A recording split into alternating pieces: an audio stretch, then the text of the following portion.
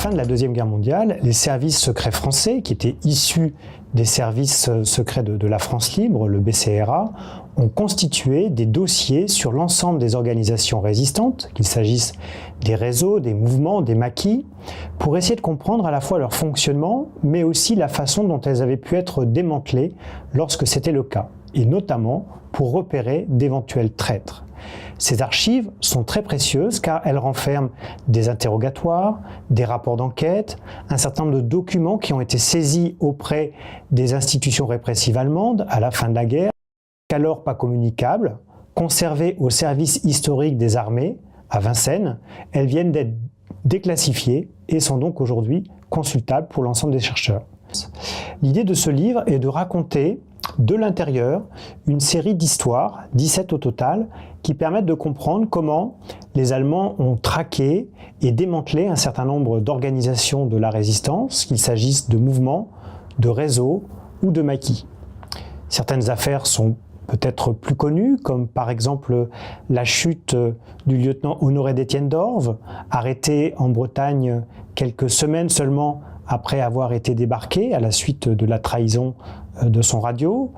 l'arrestation de Geneviève de Gaulle, tombée dans une souricière tendue par la Gestapo de la rue Lauriston, l'inspecteur Bonny, ou encore le démantèlement d'une organisation pionnière de la résistance en région parisienne, le réseau du Musée de l'Homme. Les Allemands ont porté des coups très durs à la résistance. On sait même qu'à plusieurs reprises, ils ont décapité la résistance française, comme le montre l'arrestation de Jean Moulin, le représentant du général de Gaulle en France, en juin 1943. Mais cette répression allemande n'aurait pu être ce qu'elle a été sans la participation d'un certain nombre de collaborateurs français, la police française d'abord, qui traque elle aussi l'ensemble des ennemis du Reich, et puis surtout le rôle déterminant joué par ce qu'on appelle dans le langage des services secrets les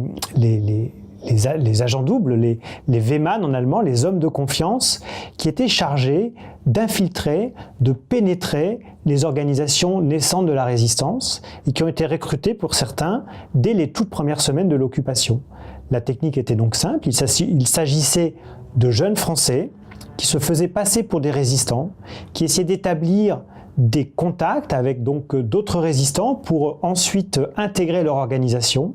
Et une fois qu'ils étaient à l'intérieur, ils essayaient d'obtenir des missions, d'obtenir un rôle relativement important pour avoir une vue d'ensemble de toute l'organisation, pour ensuite faire remonter ces informations aux Allemands qui pouvaient, lorsqu'ils avaient suffisamment d'éléments, déclencher les coups de filet qui permettaient de faire tomber l'ensemble des organisations concernées.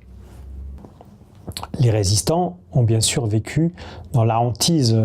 de la trahison. C'était une véritable obsession et ça a amené, je dirais, les résistants à se méfier un petit peu de tout le monde. Donc il y avait dans la résistance des règles à appliquer, des règles de prudence, ne pas parler à un inconnu, se renseigner toujours sur les personnes qui souhaitaient intégrer une organisation résistante, des règles aussi de précaution pour les rendez-vous, les retards. Lorsque quelqu'un était en retard à un rendez-vous prévu, on ne l'attendait pas parce qu'il y avait le risque qu'il soit filé en fait par les services allemands ou ceux de Vichy. Maintenant, les résistants n'étaient pas non plus des professionnels de la clandestinité. Beaucoup n'étaient pas du tout prédestinés à basculer justement dans la clandestinité. Avant-guerre, c'était des enseignants, des journalistes, voilà, des gens qui n'étaient pas préparés à cela. Et forcément, il y a eu des maladresses, il y a eu aussi des erreurs qui ont pu coûter très cher aux résistants. Si les Allemands ont donc porté des coups très durs à la résistance, réussissant à plusieurs reprises même à décapiter ses principales organisations en arrêtant les chefs, il faut quand même remarquer qu'ils n'ont jamais réussi à enrayer le phénomène. Il y a cette chose extraordinaire qui fait qu'à chaque fois qu'un résistant tombe, quelqu'un sort de l'ombre pour le remplacer.